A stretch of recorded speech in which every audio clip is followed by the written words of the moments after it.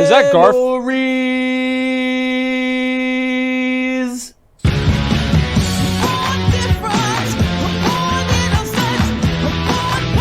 Was that Garfield? Damn, I knew the movie sucked, but I didn't remember it being that bad. Holy shit.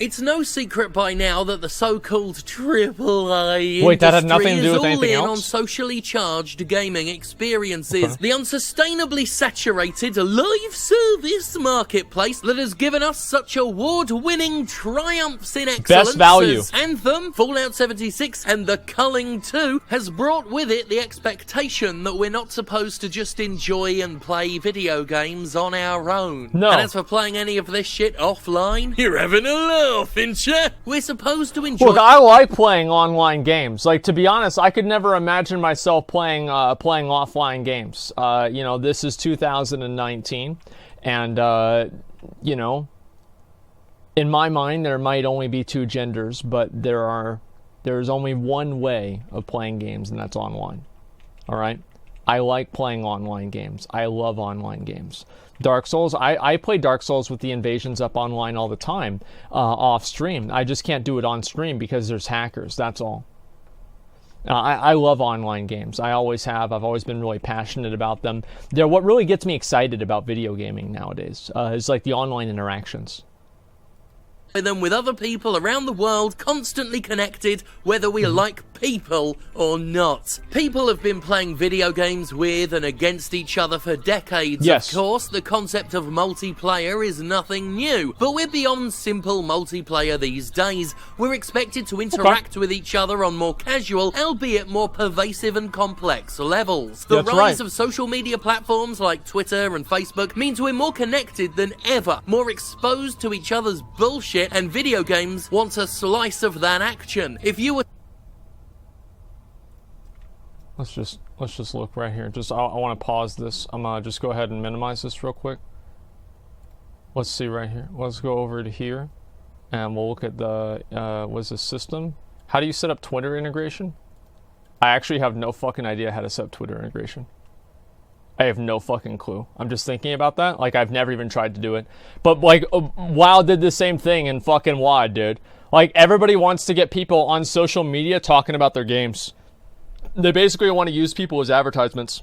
to ask Electronic Arts CEO Andrew Wilson about it, it's something we're all begging for. In a so-called candid interview with the uncannily robotic executive, Wilson justified his company's push toward more social experiences as something the market demands, and he pushes this angle hard. The word social comes up no less than 9 times in the interview as Android Wilson deploys his narrative. Once you get to the point where social interaction is really important, then you discover that network effect in the context of games is as important as it is for Facebook or Snapchat or Twitter or any of these other social grounds, he said. Once you come to terms with that, what you understand is that people will come together to consume this content together, and they will want to stay and continue Am I being assimilated right now? and fuel those relationships as part of that. The reality is that is going to mean games as service is going to be foundational to our industry, because that is how you will fulfill the motivations of players who have social interaction at the very core of why many of them play games for much of the time they play. Wilson is saying social networking is just as important in a video game as it is on Facebook, which is one hell of a bold take. Yeah, because I really want to make sure that I'm networking with Kyle, the 14-year-old from Wisconsin who pisses Mountain Dew and bleeds fucking G Fuel. Like, oh yeah, I'm sure that's exactly what I'm looking to do, right? I really want to interact with Kyle. I mean, these fucking things, like these social networks, it's very simple. They want people to go online and talk about their games, to use people's social media presences as a vehicle to advertise their fucking game. Like, that's what's going on. That's what it's about. That's why they care, all right? It's not about, oh, they want to bring people together. The only thing they want to bring together is people's wallets or their wallets and other people's money. That's the only thing they give a fuck about. Now, there seems to be no real evidence for his belief that it's that important. Outside of financial reasons, but we'll get to that. He just states it like it's a given, a fact, something we've all already accepted. Now, and this is a WoW stream. This is a WoW, like a WoW, like, channel, whatever. So, like, a lot of us are actually friendly towards the idea of social interaction in games. But there are some games that you don't need social interaction for. For example, Sonic. I don't need to have a Twitter account connected to my Sonic account. All I need to do is go fast. That's it. There's a million other games like that too. You don't need a Doom. Yeah, Doom 1 and 2. Tetris. So you play against other people in Tetris. There are plenty of games that don't need to have social media integration built into them. Personally, I'd love to know who he asked to reach this conclusion, a conclusion he's already treating as something obvious, something irrefutable, something we've all got to acknowledge. I'd love to know which video game players are going around saying, I really love Fallout, but I wish it were more like Twitter. Actually, I'd love to meet anyone who wishes something was more like fucking Twitter. I've certainly never been asked, and frankly, if I were, I'd answer with a resounding fuck no. Fuck no. Do I need exposure to more human beings when I decide to play a video game? If anything, the existence of Twitter and Facebook should be an argument for less social interaction in our escapist entertainment, where the key word is escape. I'd much rather get lost in my own solo experience after dealing with fucking people all day long. There's a lot of escapism that comes into video games, right? A lot of people like to play a video game to get the fuck away from other people. You know what I mean? It's like you sit there, this is how I've been at least. Like, I'll sit there and I'm not going to give a fuck. Like, I can sit there, I can have an annoying day that pisses me off, and I can sit down on WoW and I can take my anger out on my level 110 rogue on a level 60 character questing in Hellfire Peninsula, and I pop him the fuck off and I feel better about myself. Maybe I do some world quests. Maybe I achieve a small goal in the game, right? I do something that's going to take my mind off of the bullshit that I've just had to endure. And these are good things. These are very good things. Escapism is important. And he's right whenever you say that whenever you introduce these real-life constructs into the video games, it makes the, I guess, like the escapism more transparent. Because whenever you have a million pop culture references and Twitter integration and, you know, live stream bonus items and then items in the game that just look like the logos from the different esports organizations that are competing on a professional level about the game, you're not playing a game on the same level as you were in, you know, like 2001, for example. Social interaction coming at our asses, and it's becoming more and more evident through the prevalence of social networking and the horror it brings that the biggest mistake humanity ever made was getting to know itself better. That's true. I expect Wilson and game industry executives like him to increasingly lean on the idea that we, the people, demand more social interactions in our games. In a recent interview, Ubisoft CEO Yves Guillemot beamed about how tech advancements for game hardware offer more intelligent game worlds with deeper systems, the ability to play with more friends, and have more social interactions. Wahoo! That's not bad. Like, that's not bad at all. I think that, like, having, like, the social interactions and, like, interacting with people and everything, that's good. Like, how is that bad?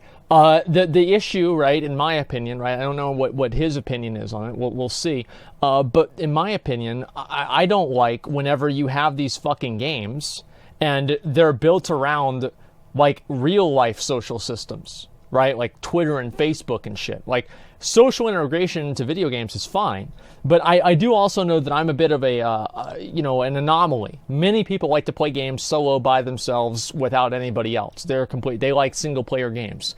I'm not a person into that kind of stuff, but other people are, and I guess I can respect that, right?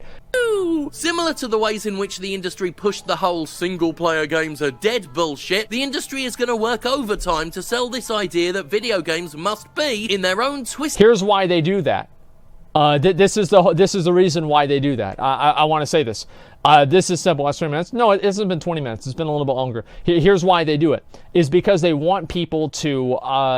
it's like multiplayer games do better on Twitch. They do better on YouTube. And that type of advertising is basically free advertising for those companies. So what they do is they want to make games that are the next Fortnite. Like every game developer out there right now is, how can we make the next Fortnite? That's all they care about. That's what they're all about, because they want to be able to make money. And that's why I think they're doing it so much like this. It's just because of this. Yeah, Mount God, by the way. I'm going to get the mount here. Way social media platforms. And while there is and always will be plenty of room in the marketplace for social interaction, multiplayer and live service games, I fully believe there's a reason why cyborgs like Andrew Wilson are yelling the word social at any given opportunity. I wonder why. Normalizing the idea that it's an expected feature of pretty much every mainstream game churned out. The reason is, of course, money. More specifically, money from so-called whales, the customers prized by game makers for their willingness to spend large amounts of money on in-game purchases. Yep, it all comes down once again to flogging microtransactions. I would have never expected that. And if we take a look at a little talk given by Jussi Lakonen? Jussi? Metal Gear? Anyway, if you take a look at this talk, it'll show exactly why publishers are so interested in social networking. But the money curve on how you make revenue on free-to-play games, you got non-payers, you got moderate payers, you got heavy payers, and you got even what we call super whales. What makes these people... A super whale? Like, really? You're going to call them a super whale? I don't know why. I think that's fucking funny. Super whales. And they don't even have like that. Yeah, heavy payers. Like, they don't even have normal whales. There's just like heavy payers and then super whales. We need to watch this one too. I don't know when we'll have time for it, but we'll have to watch it soon. People take, and how do you attract them? The people who spend money. Yeah. How do whales find your game? What is engagement to these people? What makes them tick? And how do they share? So, I wanted to just stop right here and talk to you about the focus. This is a seminar or some sort of like a whatever the fuck, right? Presentation about video games. And the focus on this is not how to attract a lot of players. It's not how to create a rewarding experience. It's how to attract super whales. That's it. That's what their focus is. That's what they care about. I'm going to try to complete the loop. How do these people find, how do they get stuck, and how do they bring more people into your game? How do they get stuck? Something tells me that wasn't the optimal choice of word, and yet it reveals getting so much. Stuck in the game. In a prior video, we looked at how addiction-based gameplay is allowing the game industry to make money from vulnerable players. And the best part about that, right, we watched this one, the best part about that is you have some fucking dumbass who spends $100 on the game, and then what are they gonna do? Are they going to go play another game? No, because they just spent $100 on this one. So you get that sunk cost fallacy working in their fucking head, and then they start giving you more $100 because now they're invested. They want to put more money into it. Why not just take this game all the way rather than start off on a new game? Right? This is the same thing that I am with WoW, right? Like, I don't want to play another game because I'm just so fucking invested in WoW. Instead of wasting $100, I waste 100 hours. Looked at a gloating presentation given by a mobile studio CEO, Torolf Jernström, who explained in shocking and disgusting detail how in-game purchases psychologically trick people into spending money. Lakonen's talk, titled Getting Inside the Heads of F2P Players Who Spend $50 a Month, is less despicable in comparison, but it's nonetheless an eye-opener in relation to this push for social networking that we've seen in games. Getting inside their heads. You have to figure out what makes that dumb fucking super whale tick. What's gonna just get his dick hard whenever he fucking sends you another $50 for the month, man.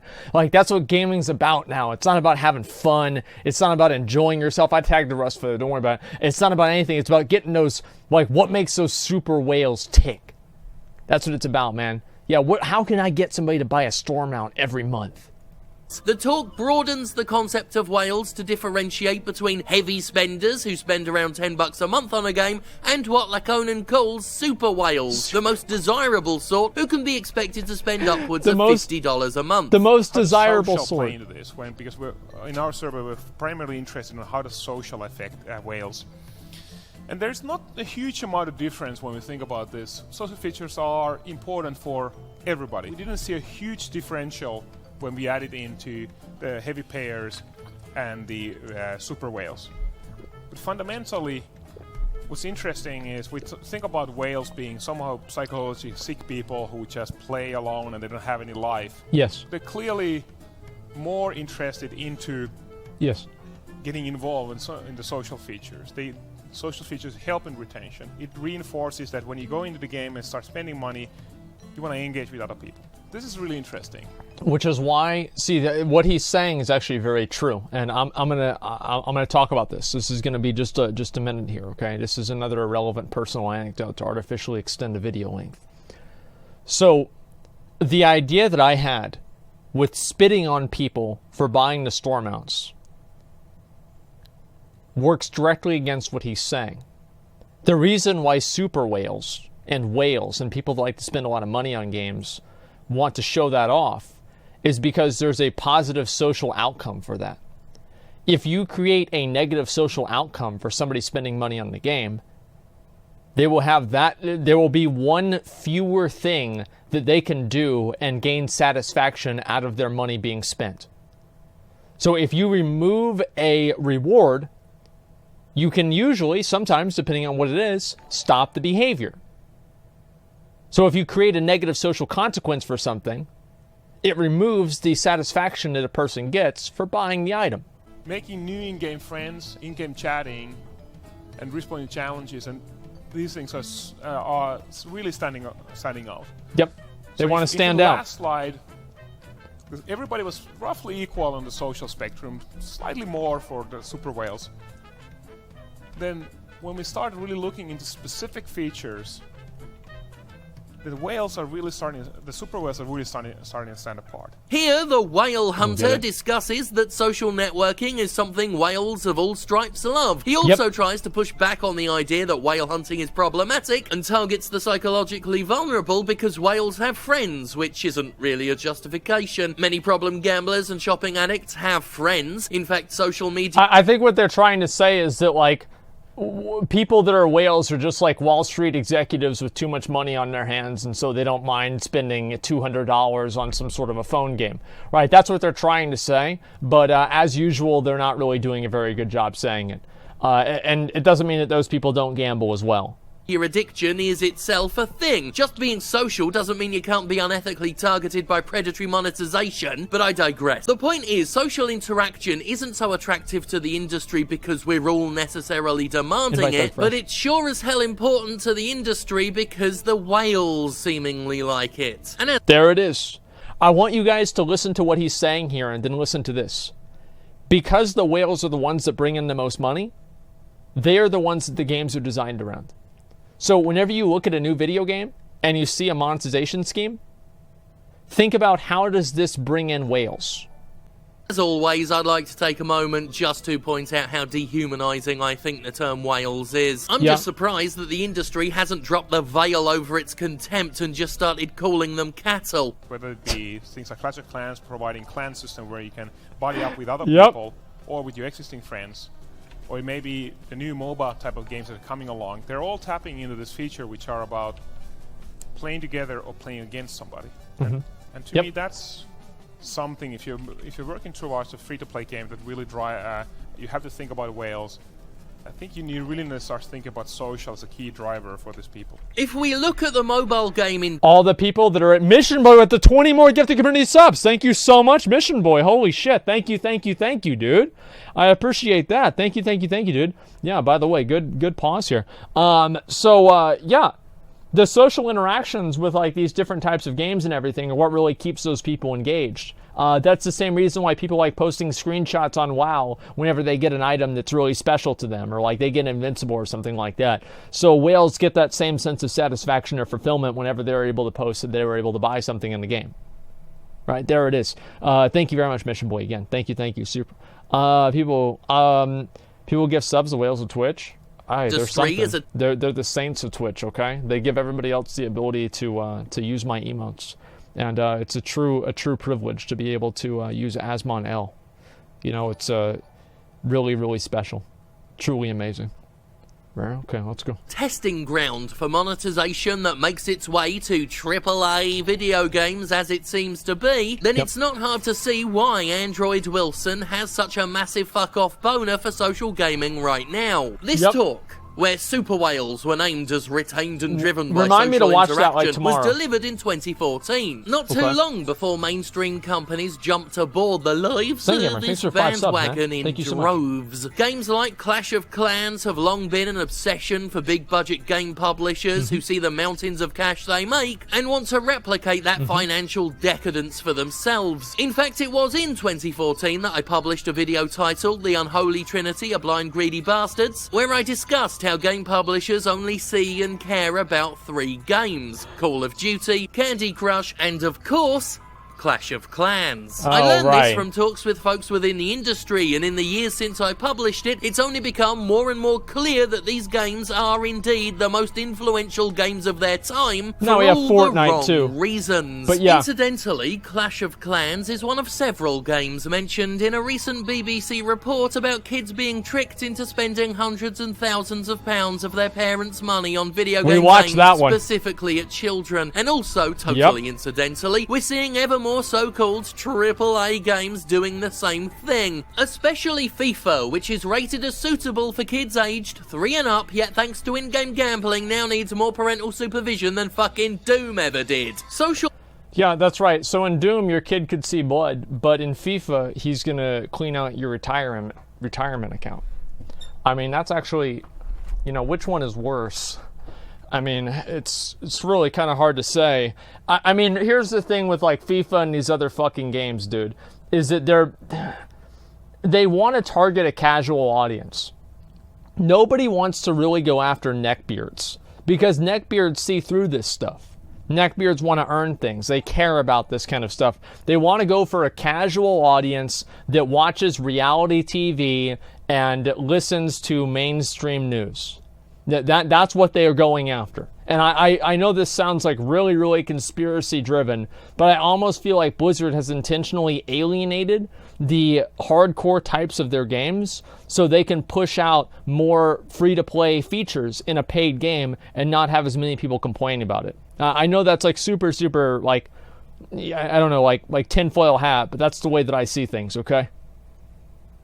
Networking also brings with it social pressure. For many years, people have argued microtransactions and loot boxes are okay if the items are just cosmetic. And I've pushed back against that defense the whole time. Cosmetics are particularly insidious because they create a haves and have-nots economy where people are pressured into spending to keep up with their friends. Think about this. What really is the difference between like a Lamborghini and a Toyota Corolla? It's basically cosmetic. I mean, really, it's cosmetic. Like, you can't drive 200 miles an hour in a Lamborghini. You have to obey the traffic laws. Like, no, really, think about it. Like, functionally, it's cosmetic. Like, yes, obviously, Lamborghini can go faster and, you know, everything like that. But you still have to obey the traffic laws. You still can't do all kinds of crazy shit that a Lamborghini is, like, created to do. Like, you don't have to? Yeah, you do. Not for Germans. Yeah, exactly. Track days. You bring it to track? My God. Okay. Well, just take any other car. A Corvette. Think about a Porsche. Lamborghini is an extreme example. The expensive cars that people buy are mostly to show status. Like, are we really going to debate the fact that people buy expensive cars to show off social status? Are you guys really thinking that doesn't happen? They're doing it for a cosmetic reason. Cosmetics drive everything. Why do you think, you buy a Gucci handbag for $1,700? Is it really that much better than a normal handbag at Target? No, but it shows other people that you're better than they are because you can buy Gucci and they can't. It's cosmetic. Functionally, it's all cosmetic. A few people called me an idiot for arguing this Yep. back in the day, Yep. but now we're in an age where kids at school are being bullied for not having any premium skins in Fortnite, where default Imagine kids bullying each other for who can spend the most money on fake products that you don't even own on a for-profit corporation. Like, if I was a gaming executive, holy fuck, dude, I would dream of that. Imagine, like, you know, a completely, like, organic social pressure to give you money. That's beautiful. has become a derogatory term for those who don't spend on in-game items. Yep. And all this time, men like Torolf Jernstrom were explicitly instructing developers on how to use peer pressure to their financial advantage. We are herd animals, we tend to do what all of the others do. Yep. You all sit quiet listening to me because that's what all of the other guys do here. Thanks for responding. It's obvious. Especially when people are similar to us. We've seen this before. This means that you should have the socially accepted way of behaving in your game should be paying. You True. want to tell people, for instance, when a clan member of theirs spend IAP money, you want the whole clan to know.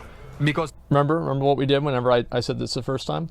Let's see. Sizets, thank you very much for resubscribing. Rolly Rods, Skipfoot, HD. Gotcha, thanks for the $3, man. Dangerous part of monetization that targets people with addictive tendencies. Unfortunately, whales are not just rich people. I know people that are not well off that are blowing $5K on a mobile game. They have remorse similar to gambling loss. Yeah. It's the same thing on Twitch. Everybody does this. In order to get people to pay more money, you create some sort of like a social advantage they have for doing that. I mean, like, obviously, it just makes sense. I guess it's the other one over there. Just a second. Yeah, it's just common sense. 8.2.5 PTR. We'll look at the patch notes after this, okay? Let me just focus on this right now, though. then that becomes the socially acceptable way of behaving. Yep. You absolutely do not want to tell them that the majority of people in your game never spend money. No. That's poison. Never tell them that. Yeah, Everybody who's in the this fucking chat is idiot subbed. now? Of course, the ability for social interaction to coax money out of people is a fairly old concept. It's how some of the most evil names in the game industry got their start. In 2009, 10 years ago, Farmville arrived to ruin the world. A seductive... Sorry, guys. Just want to have a quick midlife crisis, realizing 2009 was 10 years ago.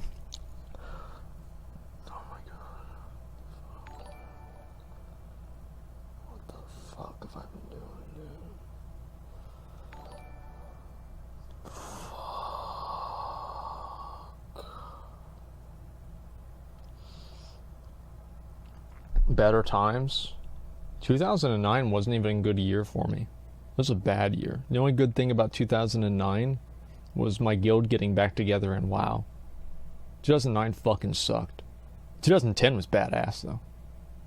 addictive farm management sim, much of what microtransaction-fueled games are known for were popularized, maybe not invented, but entirely popularized by Zynga's Facebook-based agriculture em-up. Premium currencies, frustrating wait periods on activities, purchasable items. It was a classic free-to-play structure that would mutate into the fucked-up addiction-based economies that now rake in billions and billions of dollars for companies like EA and Activision. The good part about Farmville is that it targeted people that weren't used to the different mechanisms and mechanics that video games usually have. So Farmville did a really good job at getting people that weren't gamers involved and addicted to the game, because it's like kind of like Animal Crossing or whatever. It gets old people, it gets soccer moms, it gets the non-traditional gamers invested and addicted to the game. And that's where you really make the most money, because they haven't been fucked over a million times, so they're willing to just do whatever the hell. You know what I mean? That's what that's what makes Farmville so special. And of course, Farmville was inherently social in its structure, being housed most famously on Facebook, and utilizing Facebook's own features to spread knowledge of the game to everyone on the network. Players were encouraged to spam their friends with requests and would gain rewards for helping each other out. It kept people playing, it had them keeping up with each other, and naturally, it made a ton of cash in the process. At its peak, Farmville boasted 83.76 million active active users a month. And while its popularity declined sharply after 2011, the legacy it left behind, the lessons it taught the industry, are stronger than ever. Its addictive gameplay loop of repetitive busywork and chores has been replicated thousands of times over in the intervening decade, taken to new peaks of audacity with mindlessly cyclical premium games like Anthem, which unmistakably share huge amounts of DNA with Farmville. Many, if not most, of these modern live service games are just Farmville writ large. They might have combat added in, more shit to do, and a bit of narrative draped around it, but the philosophy is the same. When microtransactions came to Dead Space 3, Visceral's John Calhoun notoriously tried to justify them by saying mobile gamers expected them, so they were added to the distinctly non-mobile game. There's a lot of players out there, especially players coming from mobile games, who are accustomed to microtransactions, Calhoun. They're used to getting fucked in the ass, so why aren't you like everybody else? Just get used to it. Told CVG. They're like, I need this now, I want this now. They need instant gratification, so we included that option in order to attract those players, so that if they're 5,000 tungsten short of this upgrade, they can have it. Ironically, as we all know, EA CEO Android Wilson needs tungsten to live. At the time, this statement from an EA thrall was mocked and laughed at. Why on earth would you put something in there for mobile players who are called mobile players because they play on fucking mobile systems? Looking back, however, I don't even care that they say this. I don't care. It doesn't bother me. Do you know what I do care about, though?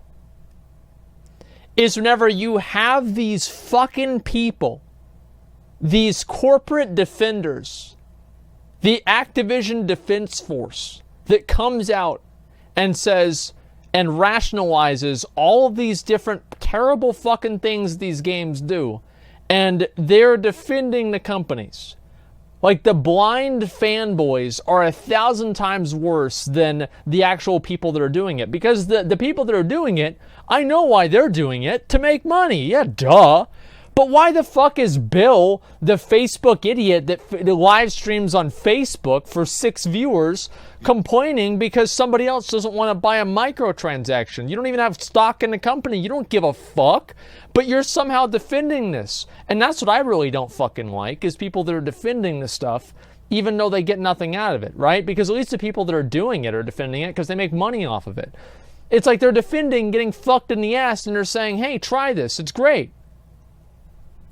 And seeing how insidiously woven into the fabric of the market microtransactions have become, what Calhoun says now takes on a darker tone. It was a portent of things to come, as well as a candid glimpse into what these executives were thinking. Because in the context of today's market, perhaps what he said wasn't all that stupid. I mean, they got what they wanted, didn't they? They wanted to emulate the avaricious economies of mobile games where knee-jerk purchases, addictive spending, and social pressure make billions. So well, if you're avaricious, you go to, what is it, the 4th or the 3rd circle of hell? Hopefully the developers will go even farther than that. We'll see. Oh, they did.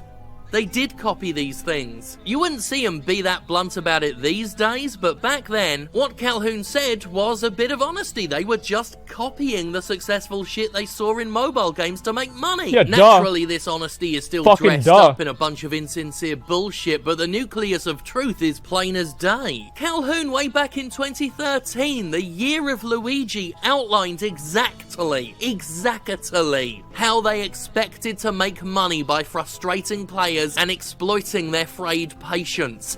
I need this now. There it is. There it fucking is. Right there.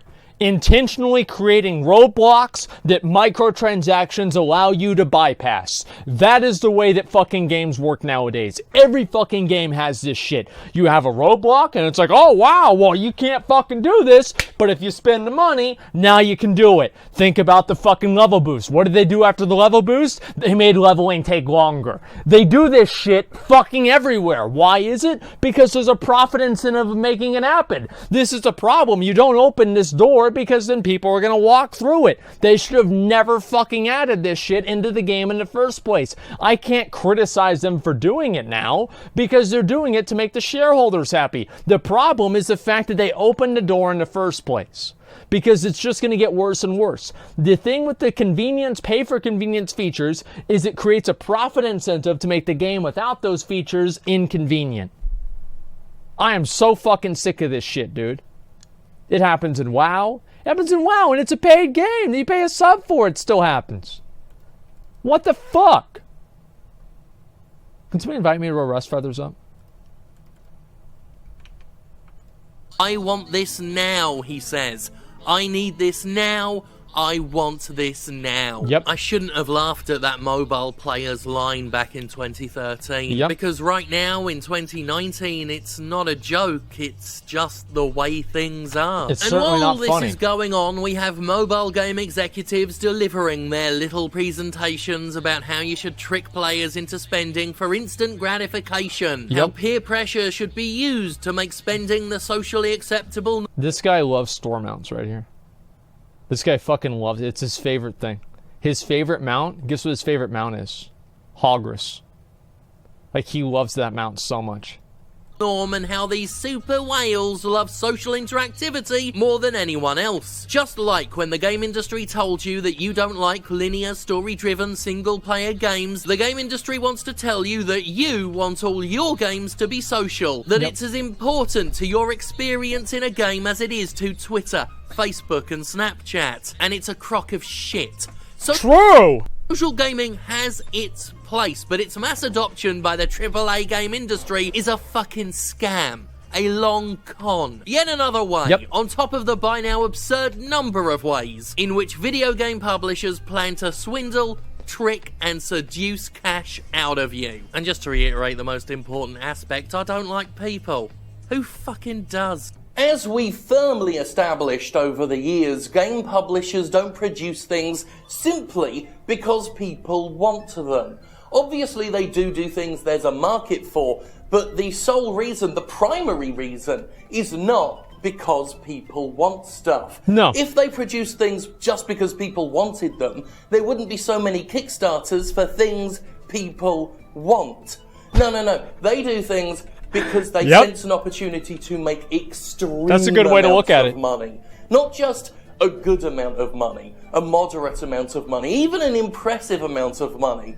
As we have talked about for many years on this show, game publishers don't just want money, they want All all the money. of the money in the world. Hey! That's why we True. can't just have whales anymore for these people. They don't just have whales, they have their heavy spenders and their super whales. Yeah, that's actually really funny. They just keep wanting more. Well, we don't want whales anymore. We want super whales. What are they going to want after that? Fucking Godzilla? I don't know. This is insane. Because they've hit the limit, I guess, on just focusing on all of the whales. Now they need to find out how to finally tune themselves to get their psychological Omega hooks in whales. people who are even more willing to spend money than the people who are already Yeah. willing to spend loads of money. There is no end to what they do. There is no limit to what they want. That's why monetization has gotten worse and worse and worse. And I've asked on this show before, where does it end? Where does it end when we have a game coming out and we have a game with multiple deluxe editions, silver editions, gold editions, half a dozen different collectors? The Best Buy edition, the pre-order edition, the pre-order at Best Buy edition, the EB Games edition, the Walmart edition, the Walmart bundle pack edition with the console that also allows you to access a certain character that's only accessible by buying it through Walmart. There's the Amazon edition, the Amazon Prime edition, the Amazon Prime rewards if you buy the game with Amazon Prime. There's 8 of 6 different consoles. Yeah, I mean, this is the intellectual edition. Well, that edition is not buying the game at all. But listen, this is crazy. There's too many fucking editions. Editions, microtransactions, season passes, sponsored tie-ins with energy drinks, and of course loot boxes as an evolution of the microtransactions, because simply making perpetual money off people wasn't enough. While multiplayer and social networking even in games does have a place, it's becoming quite clear that these things are mass adopted not because they have a place, but because they can be used to displace what video games are in order to trick and swindle more and more money out of people. This whole social networking approach to video games, while not widely adopted, while not so deeply baked into games yet, it's something I think is coming. It's something these publishers definitely are keeping their eye on.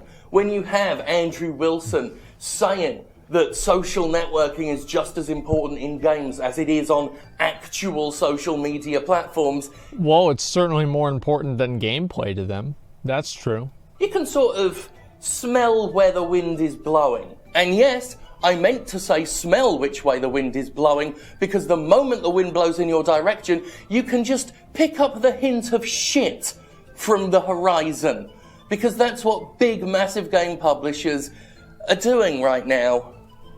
Shit. Utter, outright shit. Anyway, thank you to the people in Alabama who came out, Jimquisition fans who came out to the Piedmont show in Alabama, where Sterling appeared for Pro South Wrestling. If you're in Pittsburgh, August 3rd at the Rise Stronghold. Why not come and check it out? It'll probably maybe be good. And hey, you can all, whether you're there that's as or committal not, as me. thank God for me. Wouldn't that be nice for you, Goddamn thick venom. Okay, dude. Okay, dude. Everybody's thinking about me. Okay. So, I like the video. Obviously, I like the video.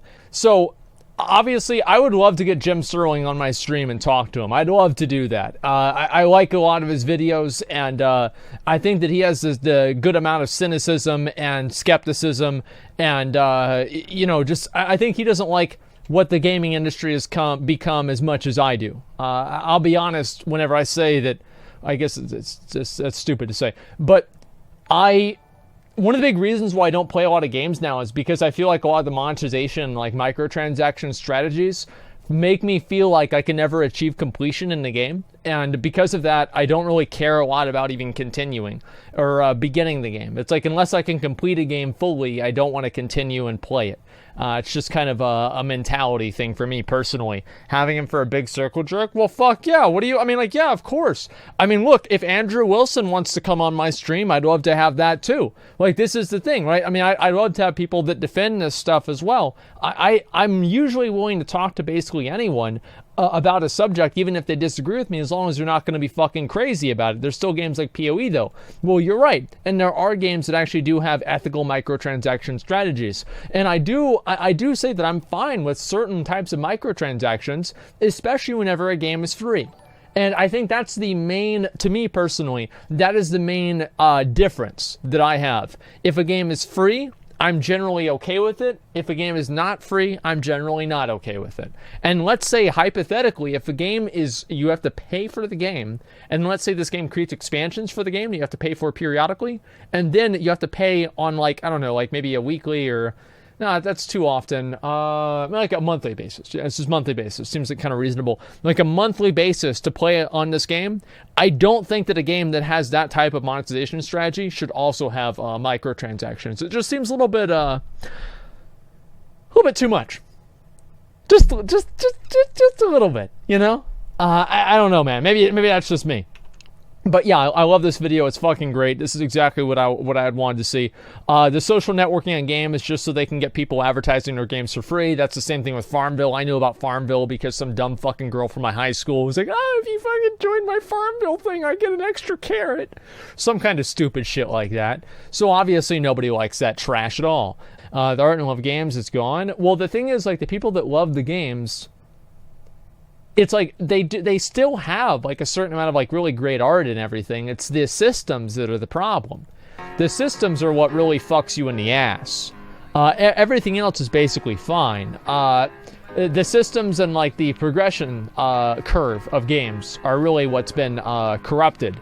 My skin crawls whenever they talk about consuming content. If they want to give players a choice, why not just include cheat codes or an option for infinite items? It makes their microtransaction argument dead in the water. Well, yeah, I mean, I think that, like, this whole idea that, like, you know, these companies are creating microtransactions, and there's people that really believe this because they're stupid.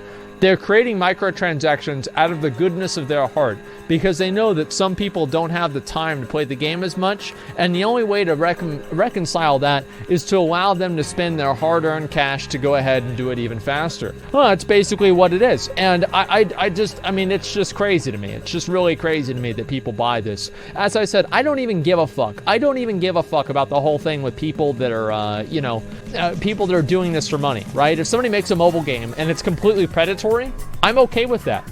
I get it, because they want to steal other people's money and succeed and make money off of them. What I don't like is because, like, they get something out of it, right? I never, here's a bit of advice. Never fault people for acting in self-interest.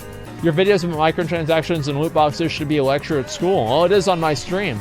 Younger generations and people need to get informed in general about this. I dare to even say that you should get an education award for your work in this matter. I don't know about an education award, but I'll give them a like. The video was good. Facebook shooters make a ton of money. Could we produce our own competing service? We make games though. What's your point, EA? Yeah, you're right. I think that really the worst one of this, right? The worst one is I bought a mouse from Razer. I bought a Death Adder, which actually was very true to its name because it died. But I bought a Death Adder, and they wanted me to join the Razer social network. Like, a social network for a mouse? Like, are you fucking serious? Like, is this a joke? What about WoW going mobile? Well, I want WoW to be mobile. I know a lot of people are mad whenever I say that, but I think they should make a mobile version of WoW. Maybe just for pet battles to begin with. I think that'd be good for the game. It'd keep people engaged more. Yeah, GeForce Experience, Corsair, yeah, etc. Yeah, it would be stupid. No, it wouldn't. The problem, this is the problem. Mobile games are not fundamentally bad. They're not fundamentally bad. The reason that they're bad is they target a casual mainstream audience that will pay for convenience items, because gamers don't do that as much. So the reason they're bad is the approach that the companies have to them. They're not fundamentally bad just based off of the nature of them being phone games. I think that people should realize that. I don't know why more people don't, honestly. We need to start the conversation to de-incentivize the targeting of vulnerable classes. People, cognitive science is deeply rooted in many of the systems that we interact with online. Well, exactly. You're totally right. The way that they do this is all about trying to manipulate people into making money. That's right. It's all about trying to make people feel good, try to make them feel special for their, getting their items, etc. Right? Hear me out. Weapons Center Mobile Classic, they made an auction house app for retail WoW. I'd love that. I would love that. I think that they should do more for mobile games in WoW, or for mobile people in WoW. Them not doing that, I think, is bad for the game. And, that's the thing, is that you can't even have, a normal conversation about mobile gaming now, because it's so polluted by the idea of microtransactions. Mobile gaming fundamentally could be a way to get people engaged and invested in the game whenever they're not able to be on their computer. It could be great for the game, but we can never talk about that because these fucking jackasses keep making these systems that prey on soccer moms that have a gambling complex. That's what it is. What a cock. What a fucking cock.